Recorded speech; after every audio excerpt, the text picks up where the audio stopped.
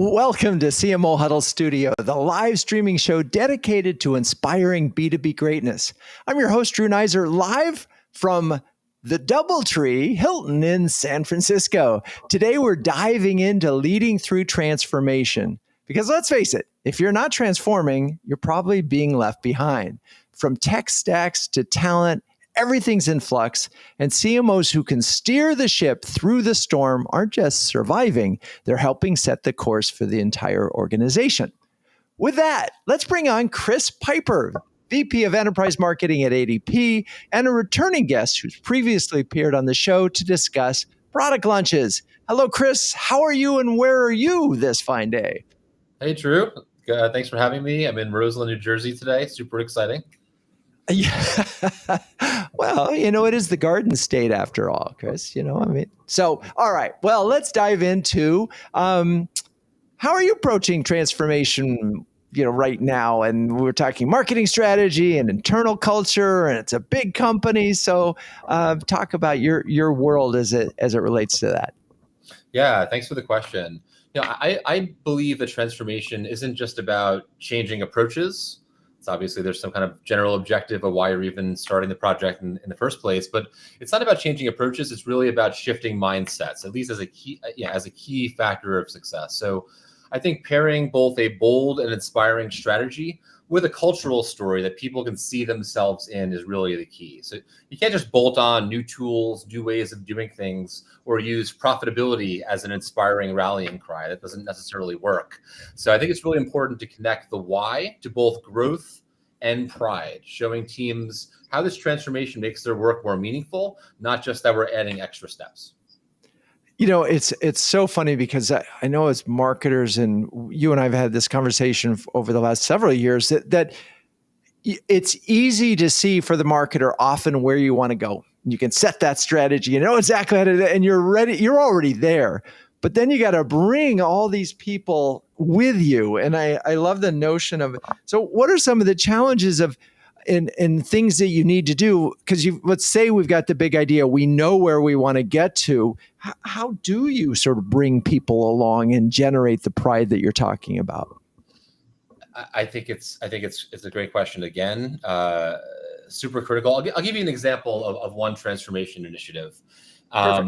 So really adopting ABM or ABX, pick your kind of terminology that you like to use, as really the go-to-market standard for how we deal with approaching the enterprise market at ADP, which we define as organizations with 1,000 or more employees. So we're an extremely sales-driven culture. You heard that on the last podcast.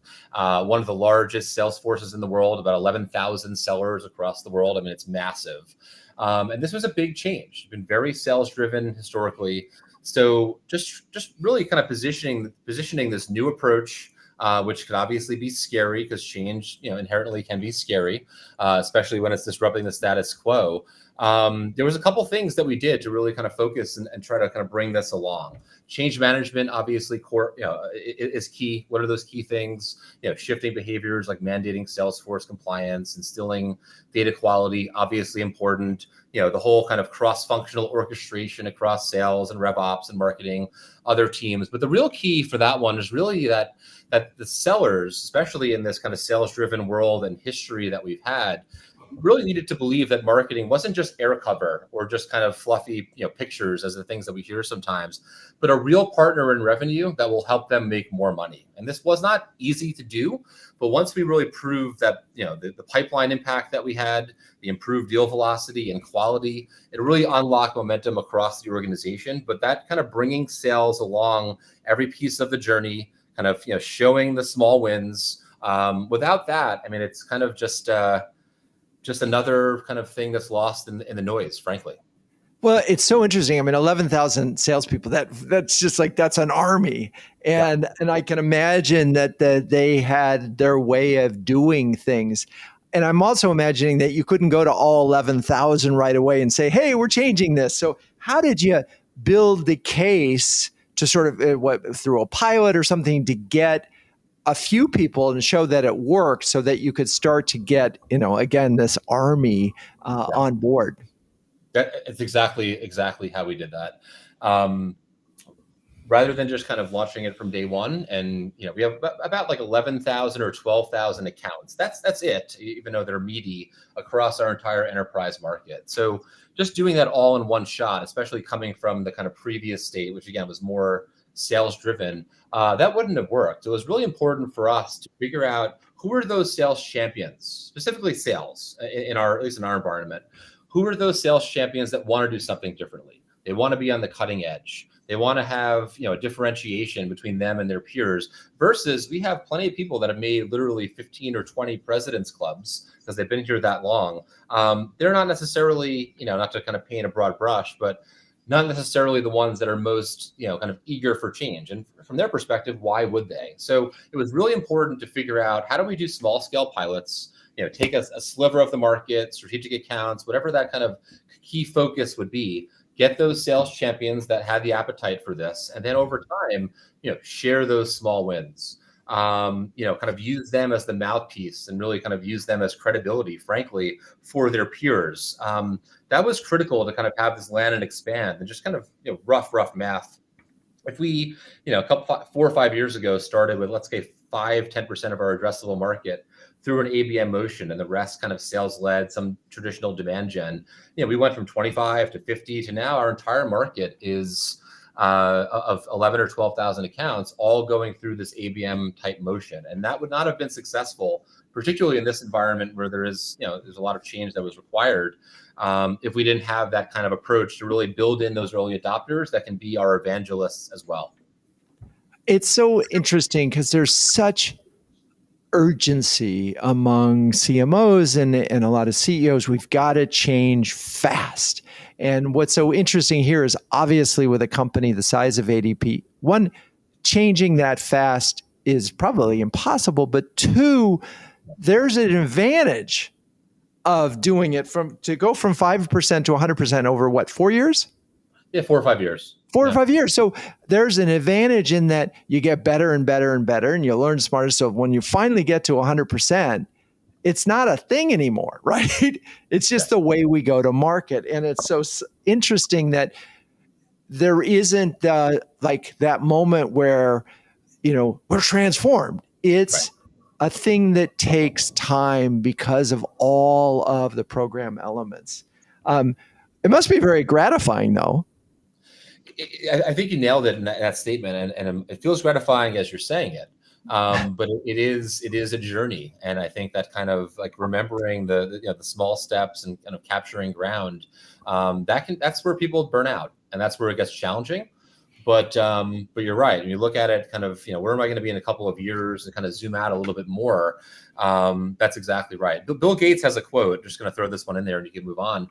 I'm going to butcher it a little bit, but people drastically overestimate the amount of progress in the next 2 years and drastically underestimate the progress in the next 10, which I think is very apropos for the world we're living in now. But that's kind of this type of an approach. It feels like a slog at times, but when you zoom out, it's like that actually was pretty effective for a 75-year-old company.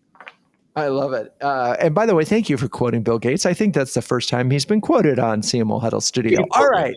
Could be someone else. Perfect. Well, and this is great because we're now going to bring on Putney, Cloos, who is a CMO of Bombora, who's joining us for the first time. Hello, Putney. How are you, and where are you this fine day? I am in New York City in Bombora's headquarters, and thanks for having me. I love it. And you look fabulous. I just, had to get that out there. It's just, I did dress special for this, Drew. Thank you. Not in a penguin outfit, but that's okay. We, there's a sort of just only one other huddler who actually has a penguin hat. So you're good. You're off the hook there. Well, first of all, welcome to the show. And it must be interesting because you heard Chris talk about ADP in 4 years. You don't get that kind of time at the kind of companies that you've been working at necessarily.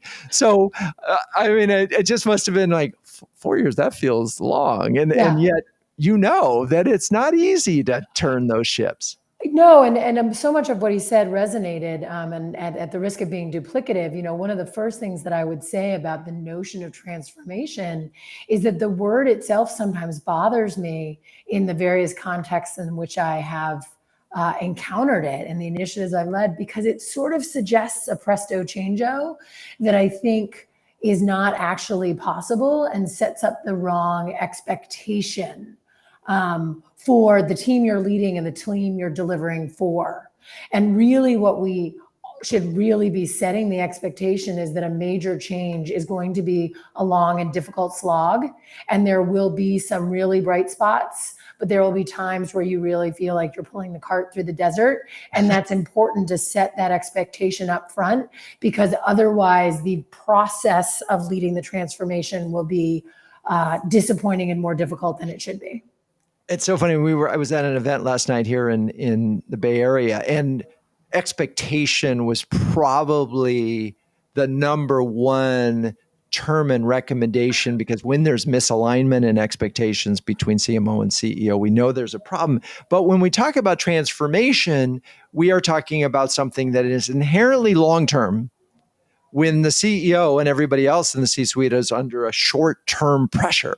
So these are really interesting, conflicting things. And frankly, they don't care about the process. They care about, as somebody said, they care about the vacation, what it's going to look like when all things are good. So, all right, well, let's be specific. I mean, I know that you did this at Cision and now at Bombora. You've been focused on rebuilding marketing strategy and go-to-market motions to sort of align or realign with company strategies. Walk us through some of the steps required or things that you've been doing at Bombora to bring this along.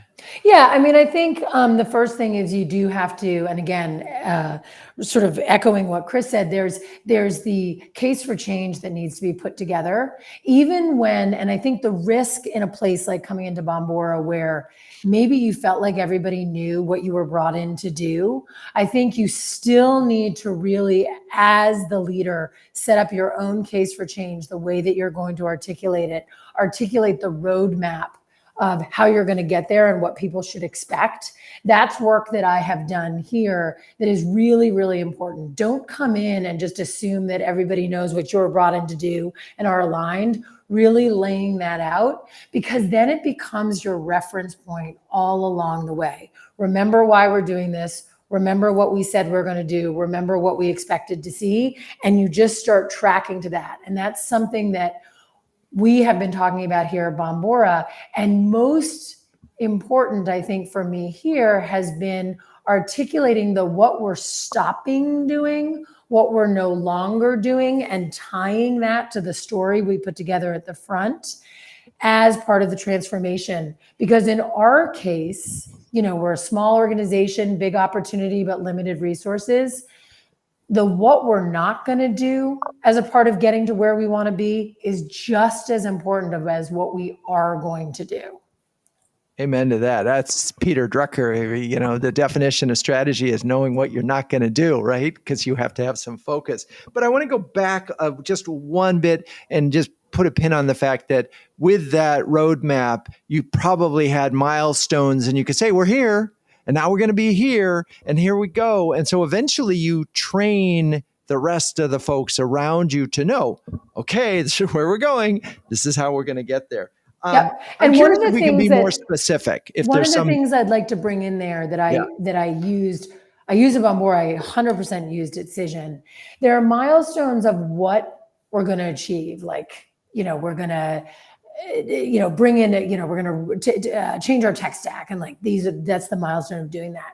I think there's also a how set of milestones that I like to bring in. And the language that I use around it is scrappy to industrial strength. And I'll say, we're on this particular part of the transformation and we're in the scrappy mode. So it means we're piloting it, we're doing it in sort of a dirty way. We're hopefully making, validating that the impact is worth it, but we're not letting perfect get in the way of good enough. And once we have that feedback that yes, the way that we're going to attract leads or work with leads with our sales colleagues is working and we're seeing the impact, then we're going to focus on making it more automated, making it industrial strength, et cetera, et cetera. And that notion of sometimes the way that we're going to do something during this transformation is going to be sort of messy and not actually the right way of doing it, but it's going to validate the hypothesis before we invest in the industrial strength is really important to how I think about transformations. So we've made a case for what we're going to do. We create this, and I love this scrappy to industrial strength because it's really visceral. You understand what's going to happen. Do you run it when you talk about messy? I mean, in some ways, messy and pilots could be the same thing. You're doing them fast, I guess, is the key thing there, right? You're trying stuff to see what sticks. Yep. And I'll give you an example actually from my days at Amex. And this is sort of a meta example, and you'll understand why. I led a transformation of how our middle market team was going to market and really moving them off of cold calling to warm leads. Bombora, which is where I met Bombora, was a key part of this. When we started bringing in Bombora data and getting our sales colleagues to follow up on those in-market leads, we used a spreadsheet that we sent once a week to a pilot group of sellers, just the way Chris was talking about, right? Totally messy. Think about American Express. That's not how American Express does stuff. But industrial strength was going to mean getting into Salesforce, getting all of our data scientists all involved, et cetera, et cetera. That was going to take years. We needed to validate that there was an opportunity that was worth going after and all of the pain of going after it. And that's the scrappy part. And then industrial strength is there are 1,001 ways to make this the right way of doing it within the tech stack, within all the sellers, having all the measurement metrics, et cetera, et cetera. But trying to go all the way there right away, you were never going to get there. You were going to lose people's interest. Yeah, it's so interesting. It just reminds me of so many different famous case histories of skunk works. It's just people over there on the side doing it in any way they could, and because the company couldn't get out of its own way. So they just and so this messiness as a way of trying, and I guess in the language of startup, failing fast, getting through it, and then saying, "Oh, wait, this really works." And then doing that. And then surrounding yourself with the right people. Another point that Chris made in that messy, scrappy part is really important because not everybody has appetite for that. So, and what good people define by their willingness to try new stuff? Their willingness to try new stuff, their willingness to do stuff in quick and dirty ways, having the incentive to do so, right? Like, often you can pick people where it might really make their career or really jump them up in where they are in the organization if they can try something new and be successful. I love it. All right. Well, so we have to have a goal. We have to have great people to get there. And it's going to be a little bit messy if we want to sort of test and learn before we roll it out and build the, as you called it, industrial strength. All right. With that, let's now welcome David Levy, who is the Senior Vice President and Chief Marketing Officer of Foundever, who is also joining the show for the first time. Hello, David, and welcome. Hi, Drew. How you doing? I am fantastic. Thank you. And where are you this fine day? I am in Salt Lake City, Utah. All right. We have covered the country. We've got East Coast, we've got West Coast, and we've got Salt Lake City. All right. So you heard both Putney and Chris. Yeah. I'm curious what you picked up as you were listening and how that relates somehow to what's going on for you at Foundever. Well, I mean, what Chris was talking about, bringing people along, and the idea of, sort of creating momentum. We've got 150,000 employees, and transformation. The tricky part is sort of running in parallel lanes where you've got to keep the core business going, and you've got to sort of start managing to the future business, whatever that in transformation state is. You've got to get people internally on board with that, and you've got to kind of get them to sort of function in a sort of ambidextrous way where they can have both worlds going at the same time.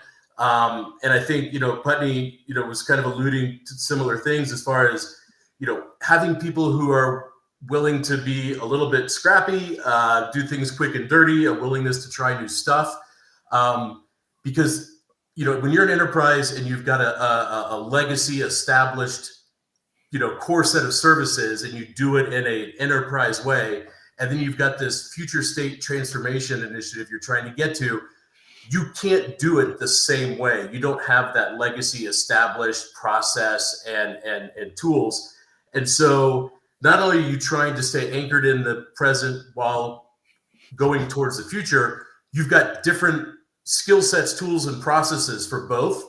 And so when Putney's talking about good people, I think that that's a pretty it's a pretty tall order for some people. It's a combination of soft skills, hard skills, personality types, ability to be collaborative. I mean, transformation at the end of the day is the end result of the effort of people. So definitely getting the right people. And not everybody's cut out for that because there's uncertainty, right? And so, but I think we should probably take a step back for people who are unfamiliar with Foundever. Maybe you could talk about the transformation going from a traditional services company to more of a solutions company and just what Foundever does today. Foundever is the result of two BPOs, contact center CX BPOs, Sitel and Sites, coming together a few years ago. And between all of them, all the entities, you're talking about 100-year legacy of service delivery, basically defined by labor arbitrage. Contact center and CX around the world, at scale for all kinds of brands across all kinds of verticals. And then, of course, CX technology started to creep in, over the last 10 years, maybe longer, moving to the cloud, interaction analytics, automation. And just like everybody else, this AI inflection point seems to be accelerating the need for transformation, and customer support and CX seems to be an industry that is at the front of the line for it because of some of the things that already exist around chatbots and voice bots and things like that. So we are essentially going from a service-based organization to a solutions-based, meaning services plus product plus tech. And it's easy to say that. It's not necessarily easy to do that because it requires all kinds of muscle, all kinds of discipline, all kinds of org design changes, sales enablement, you name it, to really support that. Yeah, and it's hard because you have a business model that in theory was working, but it's also clear the marketplace is changing. And so in order to avoid this is a case where you probably don't have a choice. Yeah, well, I think Putney said, define the why, and I think the why is pretty well defined for us, and it's just now it's just a matter of how. I don't think there's anybody that doubts the why.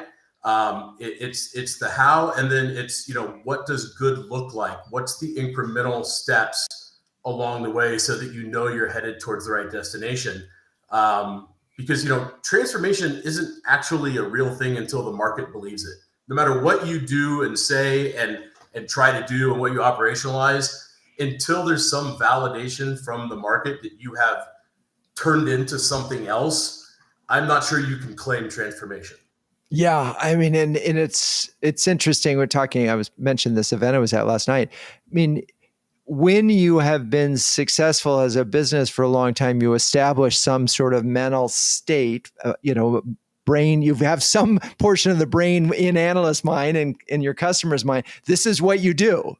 And it was really hard to get it there. It's like writing onto steel. And now you're saying, no, this is what we do. So it's hard. And it's more than simply marketing saying something, but talk a little bit about how, marketing's role in this transformation and how you see it playing out over time.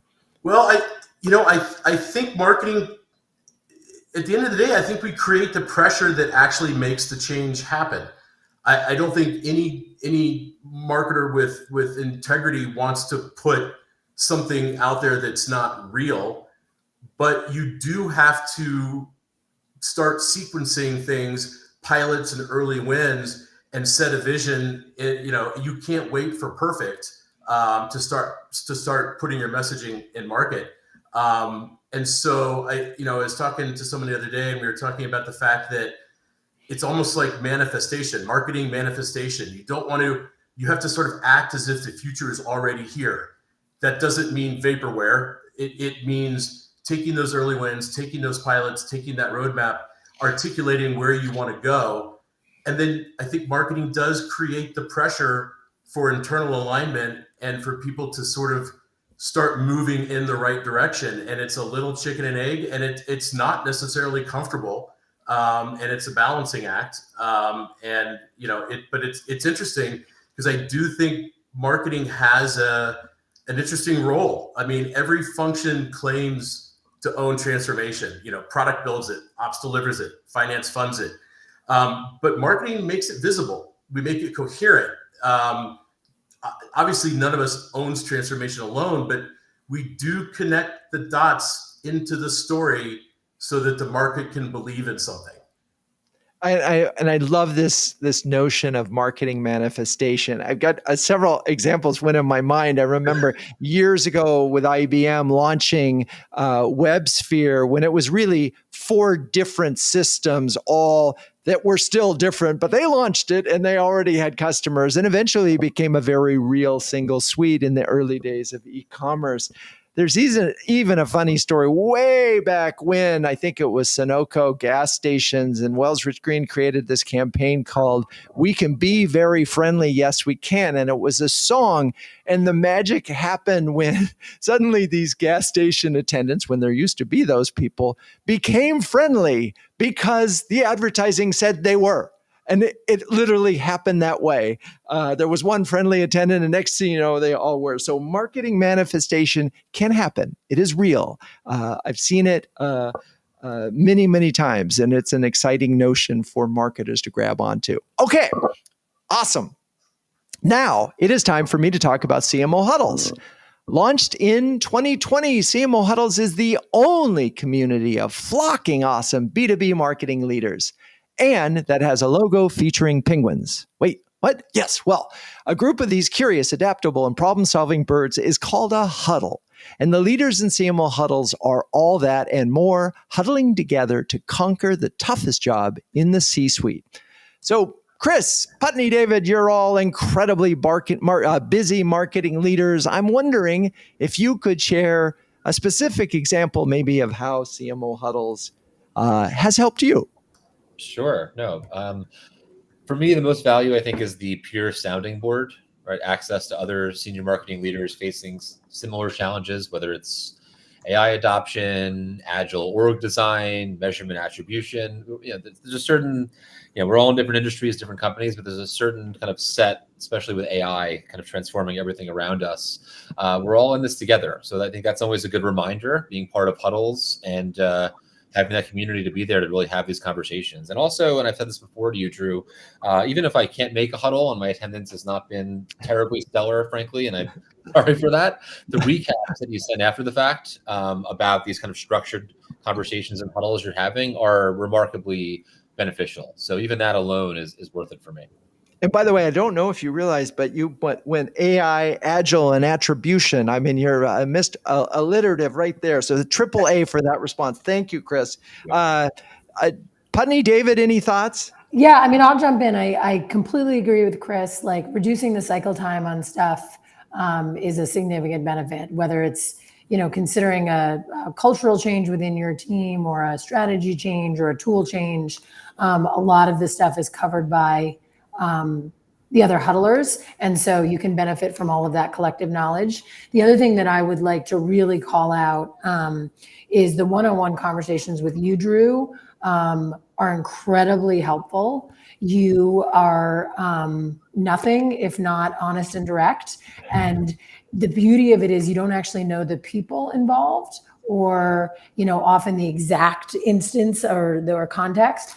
But you can see through to the clarity of the point. And there's something that you said recently to me about sort of a back and forth debate I was having with one of the sales leaders. And you basically said, I summarize, you're going to lose this battle and you might as well do X, Y, and Z now. And it was really, really clear. As soon as you said it, I was like, you know what? He's right.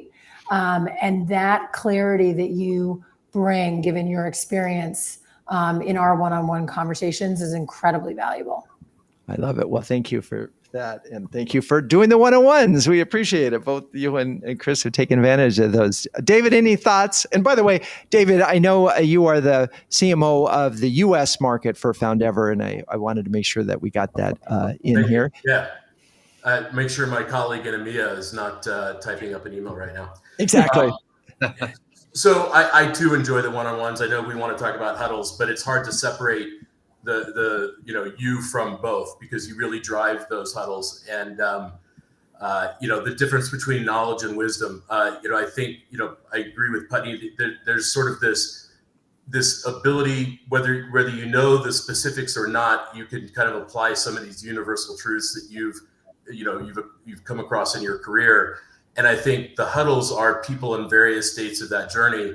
And I like seeing the topics, because it's like the marketing zeitgeist. I start seeing the topics of the huddles pop up, and I think, wow, I was just thinking about that, or I just read something about that the other day. So I think it's the ability to remain grounded in sort of what's happening now, and then of course bringing in the collective experience.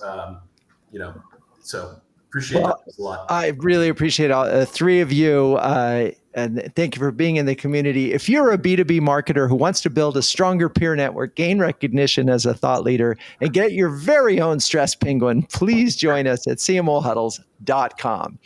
Okay, so let's all come back here, and I'm wondering if there are signals. I mean, and do you know this when you take the job, or does it happens when? How do you sort of recognize those signals and say, okay, we are going this way, but now we got to go this way? And so I'm going to ask Putney first, you, because it feels like you arrive with it's almost like your mandate is transformation. Yeah, I think the last two roles I've been in, I was hired in with a notion that there needed to be changes within the marketing and larger go-to-market organization. So yes, I came in knowing that was the job. And I do enjoy, I guess, the fixing, the building, the transforming, as long as everybody's aware it's going to be a bit of a slog at times. And I'm just wondering, on that standpoint, the people, when you arrive, there must be trepidation, because you get to tell them, hey, I was hired to transform. And so that's got to be a very tricky thing for you. I think it is. I think in both of the recent cases, I think that the team that I was inheriting felt the need, right, for what was coming. It wasn't that it was a surprise to them. I think that even that said, of course, change is difficult. And that's where I think the storytelling that I think all three of us have talked about comes in, so that you articulate clearly the what's in it for the company, what's in it for the team, what's in it for me, which helps bring people along. And it doesn't necessarily address the trepidation directly, but it creates the payoff, or articulates the payoff. Got it. Okay. Chris or David, you want to weigh in on that notion of, and I think it's interesting for both of you, probably it's the transformation. You were there and it's like, oh, we need to do this. Well, first, I just want to say that Putney, I felt like I was watching Liam Neeson in Taken, where I have a particular set of skills. I could see how that might be a little intimidating and effective. So thank you for that. Sorry, Drew, I lost the beat on your actual question. No, I love it. I've, suddenly, and now I'm thinking of, you got me to Liam Neeson and his latest movie, Naked Gun. So I just went into a completely different direction. No, sorry. Starting from Bill Gates. We started with Bill Gates and then we're at Naked Gun. It's all good. And yes, this is a live show. Okay, Chris, bring us back to this topic of transformation, please. Sure. I do want to see the Naked Gun movie, so I'll start with that. Thank you. I'm intrigued by it. I think as Putney kind of said, a lot of times it's, or at least my interpretation of it, a lot of times it's handed to us of what the doctrine is going to be. So that's kind of part of it, where it's not necessarily the kind of discovery of those elements. So that like the bigger, strategic business changing pieces of it, that a lot of times you have to attach to that or you're dead. However, I think just generally speaking, like things we can identify. I mean, customer behavior shifts is one, right? As anything materially change in the way buyers consume information, want to be addressed. We're obviously living in this world where this is changing every single day. Looking at pipeline is a big one that we like to do. Our sales cycle slowing? Is customer acquisition costs going up? Are win rates slipping in our target segments? Like why and what do we do about it? Competitive disruption is always something that across, top to bottom in the organization, of course, we're all obsessed with and hyper-analyzing. And I think one way to look at this one is there's a tendency, of course, like, oh, our competitors are doing this, we must jump in. But like, what are these prevailing trends? And okay, they're all in here. Is that actually an opportunity not to jump on the bandwagon, but to do something a little bit different to differentiate? Is one. And the last one I think is just like technological waves. And again, I'm almost tired of it, even though we're just getting started here about AI, but it's literally transforming the world around us. And I think every company must be in some transformation relating to AI. But I think, I think that's just kind of universal that if you're not kind of addressing that, I mean, you're just behind the eight ball already in some way, shape, or form. Yeah, and I do want to talk about AI transformation because I do think it is a thing that is happening right now. But I want to ask David something, because what the difference between, if we're going to use this word, incremental change is fixing a lot of little things. Mm-hmm. Transformation is changing kind of everything, at least when it comes to go to market.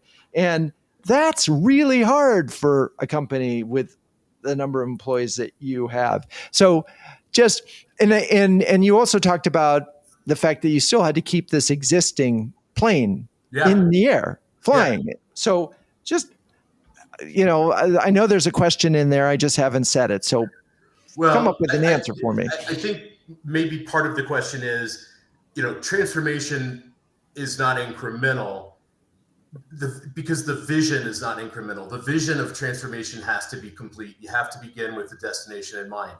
But the milestones along the way, the tasks that make up the milestones, the actions that make up the tasks that make up the milestones, those are incremental. And I think maybe Putney alluded to it earlier, you kind of have to celebrate the wins along the way to validate that the vision of the ultimate destination is still worth heading towards.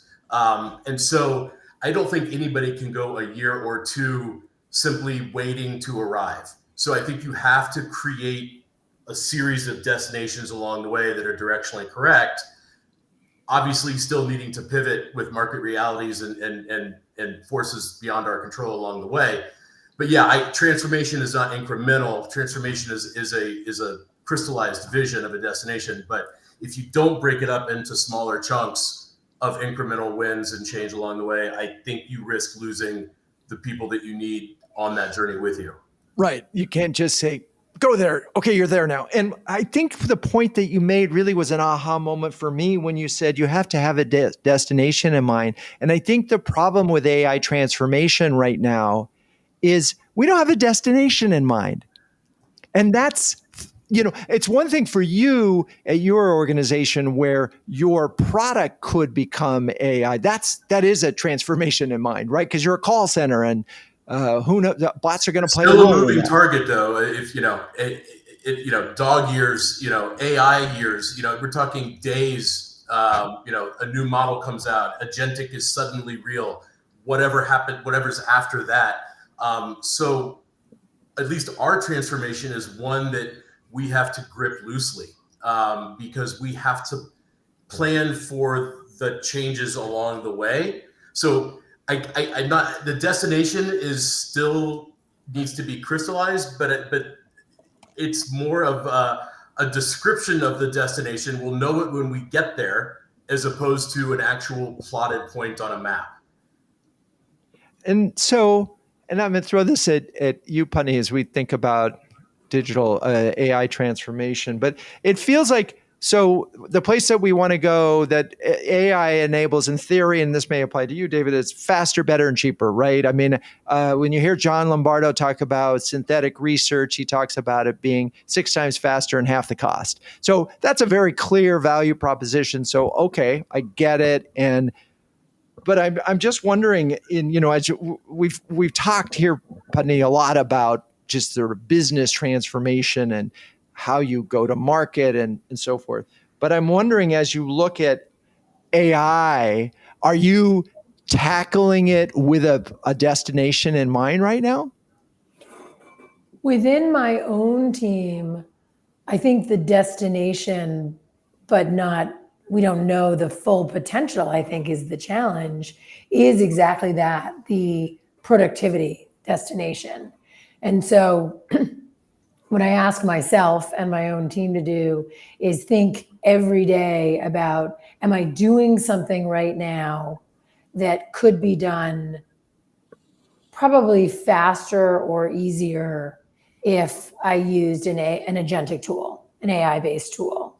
And that is a exploration and an experimentation right now, with the destination being enhanced productivity. Yeah. But I think it's hard because none of us know where we're actually going. But it really is. And I read a startling statistic, and I got to dive into it more, but it was an MIT study that said 85% of AI pilots have not proved to be cost effective. Exactly. And that sort of was a blunt mind. Now I wonder what those pilots were, and specifically, because I mean, look, we use Descript to produce, our podcast. It saves us 8 hours every episode. That's real, right? That's not a business strategy. That's just efficiency. Nothing changed because the product didn't get any better, didn't get any worse. It just got done faster. Yeah. And when you hear, target, goals, like we're going to reduce the number of humans, or we're going to change what the humans are focused on, those all sound great. I don't know how to define those right now. Right. And until we get farther into this transformation, and I think till we've all done more of the discovery and exploration, we couldn't set targets that are real. Yeah. And it's funny, I'm really torn, and we think about this a lot in CMO Huddles, and I'm sure you're thinking about it elsewhere, is you can't ignore it. There's an expectation. There's probably a leadership opportunity. We want marketing to be at the forefront of this. We're already using more tools than anybody else. We can lead it. But leading implies we know where we're going. And it's hard right now. It's like, where are we going? We got to solve that one. That's a super huddle challenge. We really do need to solve that. I know that we're operating on two tracks as well. And I kind of mentioned the two tracks of the core business and the future, but there's also two tracks of AI enables the faster, better, cheaper, doing the script in 30 seconds versus 8 hours, the productivity, things like that. But at least in our business, and I'm sure there's a parallel in everyone's business, at what point does it unlock an entirely new set of value propositions? And so, just for instance, the customer support contact center world, we all know that loyalty can be won and lost in those interactions. But those contact centers are built for scale, and they're built for efficiency and speed, and the cost, it's seen as a cost center. And so through that lens, AI is about making things more efficient, making things cheaper, making things faster. But there's a point at which AI enables so much data at scale to be applied that you can start doing that hyper personalization, that next best action, that predictive intelligence. And suddenly there's a paradigm shift from you're a cost center to you're a value creator. And the thing that we always knew intuitively, that loyalty gets won and lost in those moments, becomes an entirely new way to frame the business. And the value creation becomes front and center. And what comes along with that, when you get reclassified from a cost center to a value creator, it unlocks budgets, it unlocks C-suite relationships, it unlocks all kinds of things that can completely, truly transform your business and change your model too. So yes, the faster, better, cheaper efficiency is the easiest, most accessible thing today. But the commitment to trying to stick with it long enough to really change a business model or change the way the market sees you, that's the bigger promise, I think. Well, and I would say, the real focus of AI for the last 6 months has been just faster. not cheaper, because we don't even know if that's the case. It's just faster. And I think what you're talking about is the better part. And I'm wondering then, if we just frame all of these, how do we do this? Not, again, take fast out, take cheaper out, and just say better in the context of, say, serving our customers. What's that look like? Then maybe that's where we can unlock this thing, is by really, because like, Putney, you were talking about efficiency. Great. And I think everyone will appreciate you. I didn't have to make that phone call because the agent did it for me. But better, what does that look like? Does that spring any thoughts for you, Putney? I think I'm just back in the exploration mode.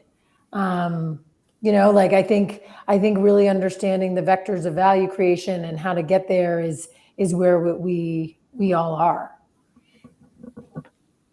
Right. So maybe I don't have it. I don't feel like I have an answer. No, it's fine. I don't, because I didn't really ask a question. But go ahead, Chris, jump in. No, I think I'm in a very similar boat to Putney as well. It's exploration for sure, and I'm already seeing some of these conversations like strat planning and just like what should our key initiatives be, and you'll get those comments in there. It's like, oh, that was a really successful program we ran last year. Like now you have ChatGPT. Like just do it 5 times or 5 different verticals.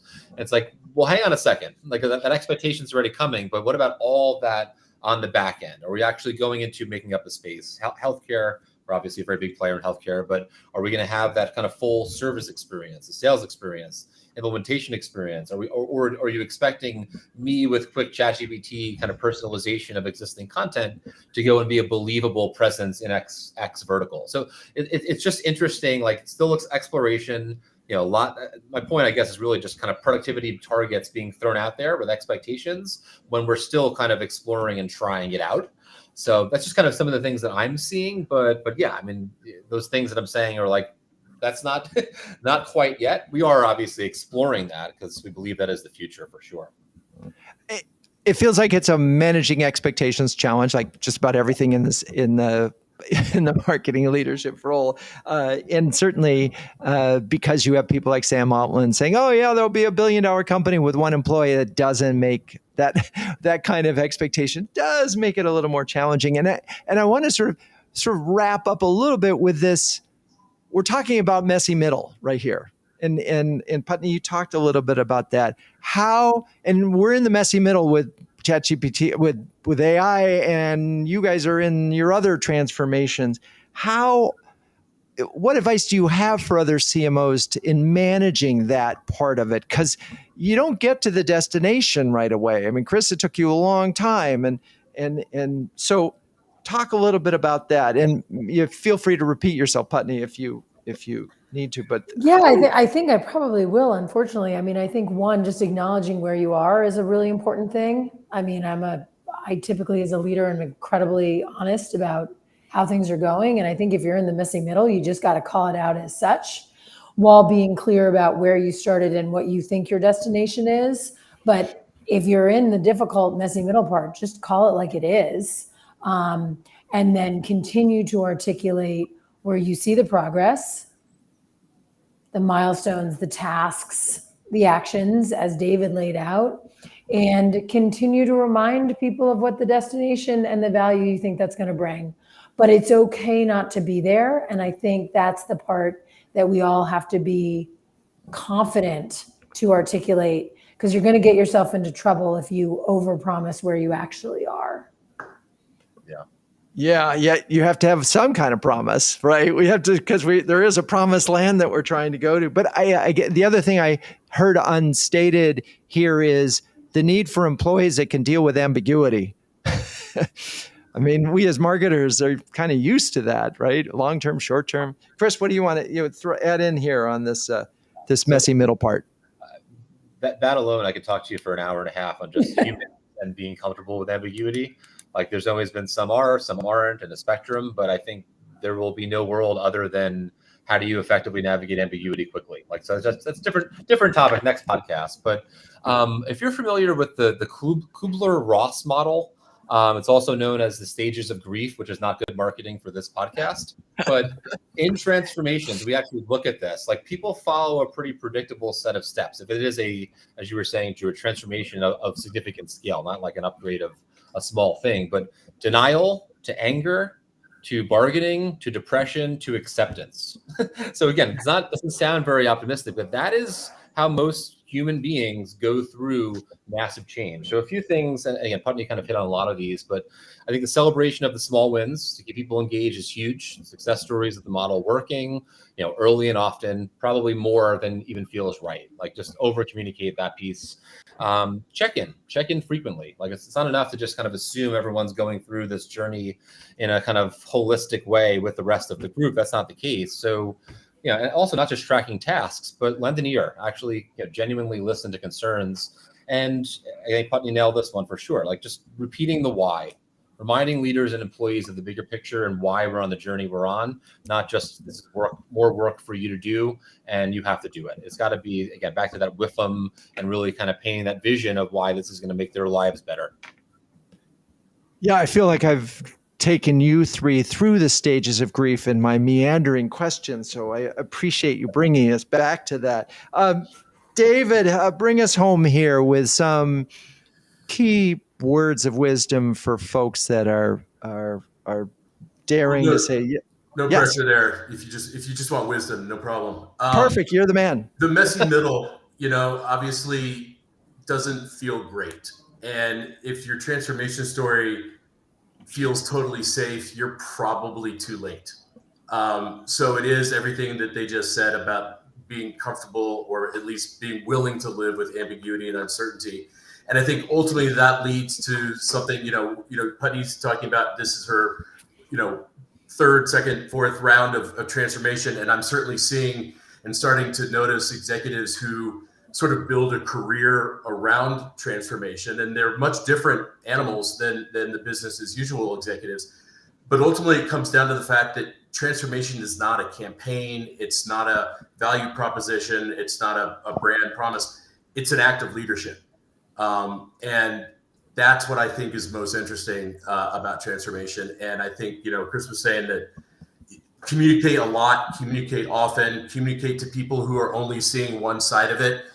It takes leadership to know that and to be willing to act on it continuously. Marketing transformation is an act of leadership. I love that. And I think that it's an opportunity, if you're not aiming for a transformation as a CMO, kind of what are you doing? Right? In some sense that this is, you're sort of saying we can really transform this organization. We also had this language of marketing manifestation, and that we're not talking vaporware, but we are talking about painting a vision that maybe we're not 100% fulfilling today, but we certainly know that if we did, we would achieve this vision that marketing and hopefully the CEO have and the C-suite are all articulating. All right. Well, so what we learned today is transformation isn't easy, and it can be messy, but it certainly is worthwhile and exciting when it happens, because it's like, oh my God, look at what we did. All right. With that, I want to thank Chris, Putney, David. You're all great sports. Thank you, audience, for staying with us. Please join us in 3 weeks when we'll be talking about fractional CMOing with Marshall Poindexter, Alan Gosenhauser, and Katrina Clear. Cue the music. CMO Huddles Studio is produced by Melissa Caffrey. Our production assistants are Laura Parkin and Ishar Cuevas. If you'd like to learn more about CMO Huddles, please visit CMOHuddles.com. I'm your host, Drew Neiser, and until next time, keep on sharing, caring, and daring.